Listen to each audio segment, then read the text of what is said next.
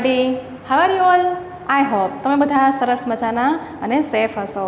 So friends, welcome to video lecture series of Sri Navyuk School. I am Sohila Sama and in our today's lecture, Standard 5 Subject English.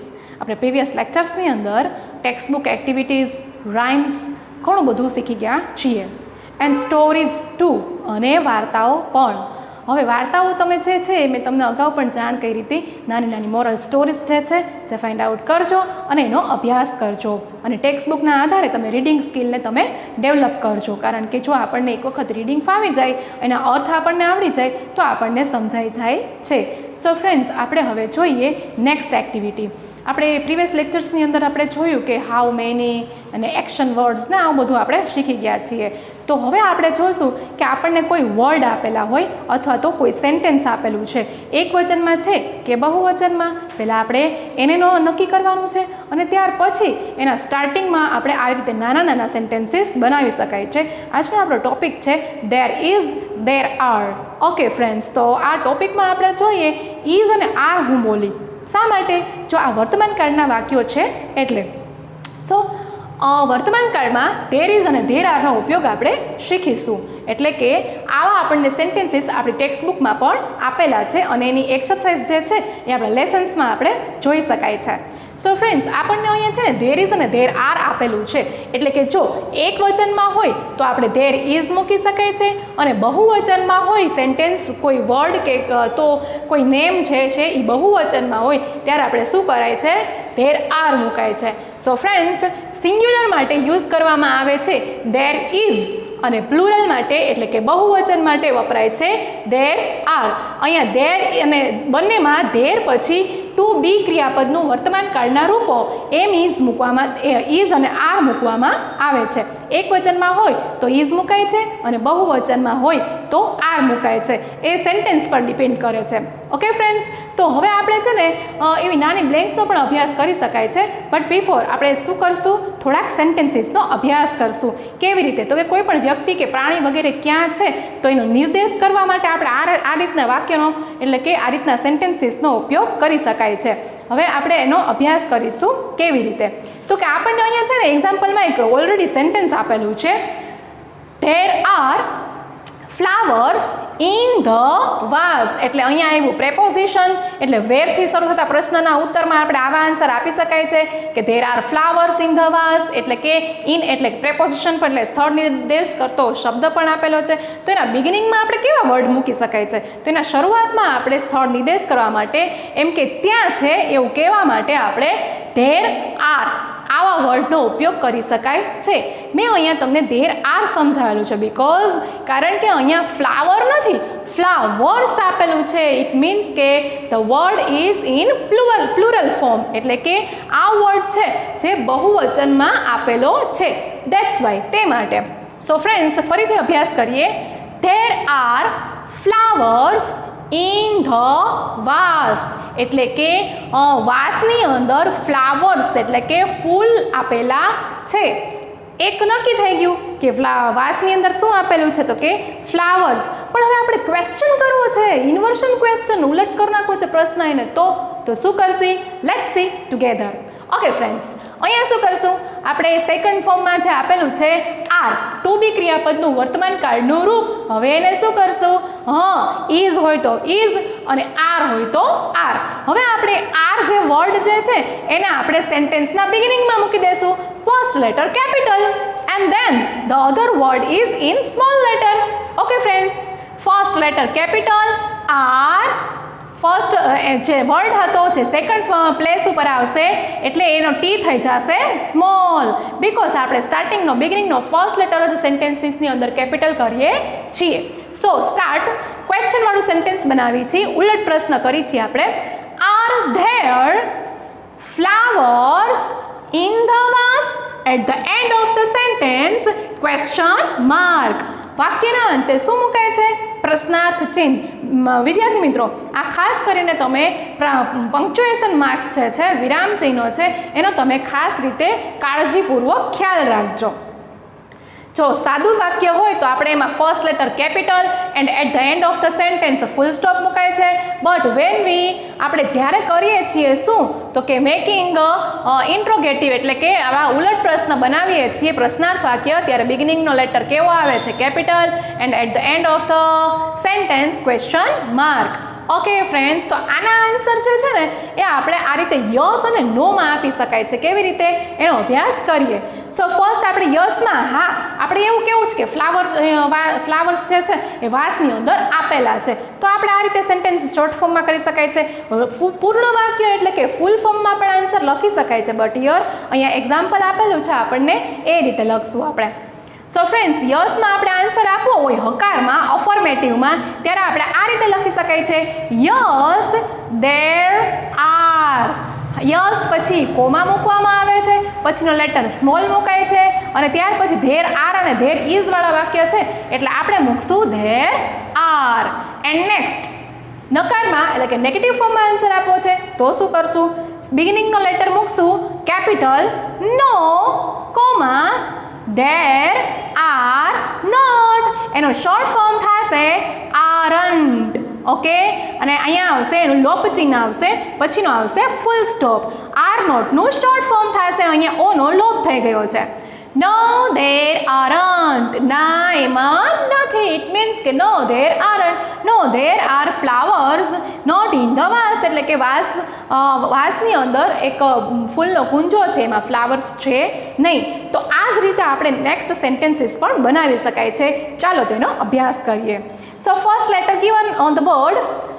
There is an apple in the basket. અહીંયા આપણને એક બીજી વસ્તુનું પણ સૂચન કરે છે કે જ્યારે ગણી શકાય તેવી એક વસ્તુ હોય અને તેનો ફર્સ્ટ લેટર વોવેલ એટલે કે સ્વર આપેલો હોય ત્યારે આપણે આગળ એક વચનમાં હોય તો આર્ટિકલ એ એનનો અનનો ઉપયોગ થાય છે. There is an apple in the basket. બાસ્કેટમાં એક સફરજન છે. So let's make inversion question, એનો ઉલટ પ્રશ્ન બનાવીએ.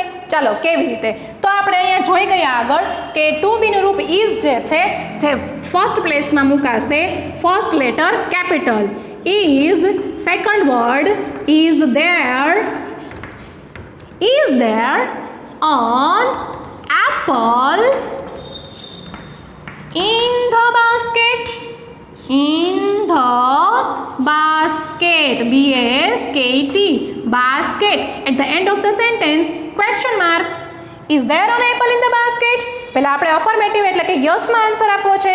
So friends, let's start. YES, yes, comma.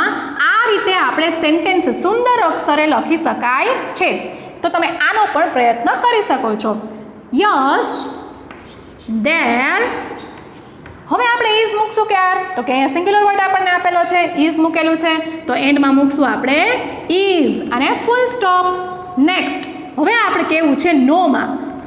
NO, no comma no there is not, but is નોટનું શોર્ટ ફોર્મ થશે ઇઝન્ટ. ISN લોપ ચિહ્ન T અને at the end of the word full stop. So no, there isn't. Is there an apple in the basket? Yes, there is. No, there isn't. હવે જોઈએ next example. So friends, okay, મને એક વસ્તુ કહો, એ આ sentence જે છે એ plural ફોર્મમાં છે કે સિંગ્યુલર ફોર્મમાં છે? Let's find out. ઓકે, ચાલો જોઈએ એને કેવી રીતે. તો કે આપણને અહીંયા એક તો આર આપેલું છે એન્ડ ધેન આર શા માટે આપેલું છે? તો કે મંકી નથી, અહીંયા આપેલું છે મંકીઝ એટલે કે વાંદરા. એક વાંદરો હોય તો અ મંકી કહેવાય છે, બટ અહીંયા મંકીનો પ્લુરલ વર્ડ આપેલો છે. So let's make the sentence together. Okay, હવે આપણે શું કરવાનું છે? આનો ઇન્ટ્રોગેટિવ એટલે કે આનો ઇન્વર્સન એટલે કે ઉલટ પ્રશ્ન બનાવવાનો છે.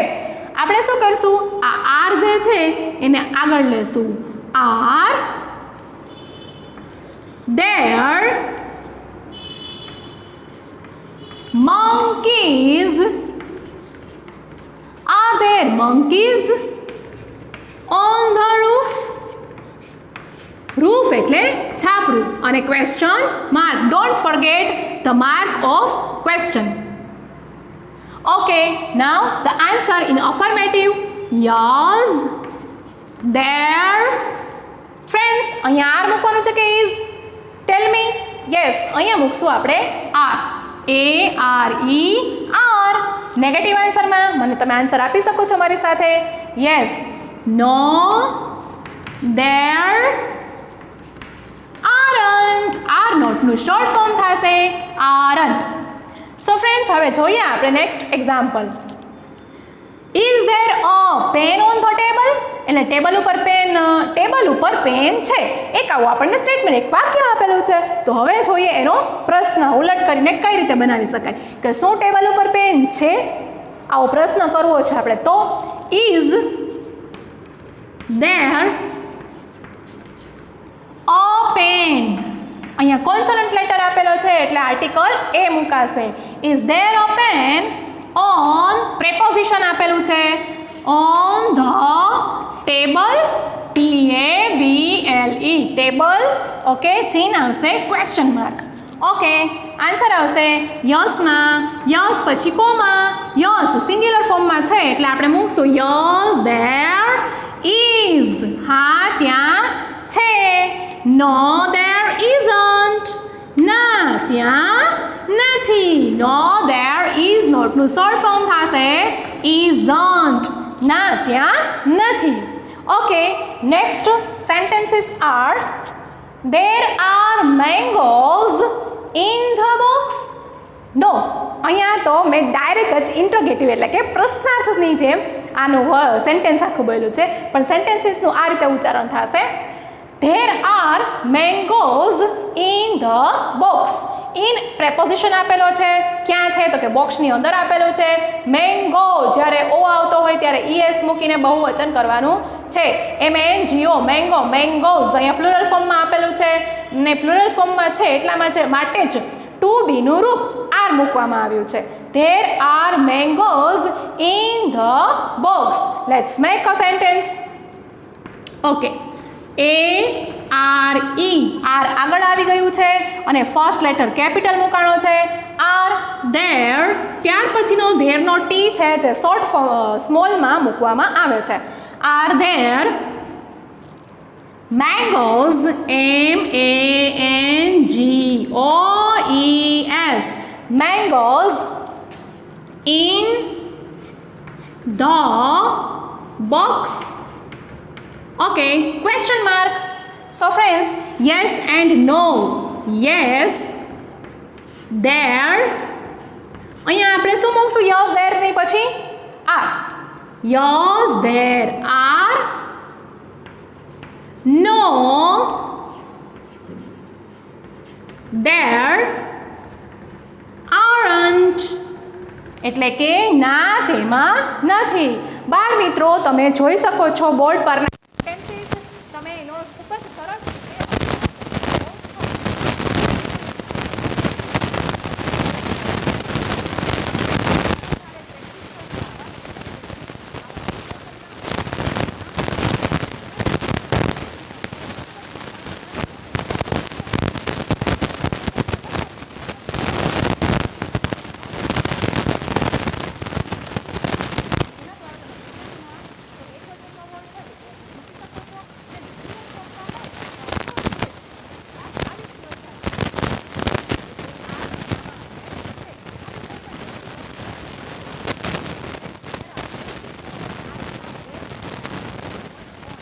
ધેર અને ધેર ઇઝ અને ધેર આરથી મૂકી શકાય છે.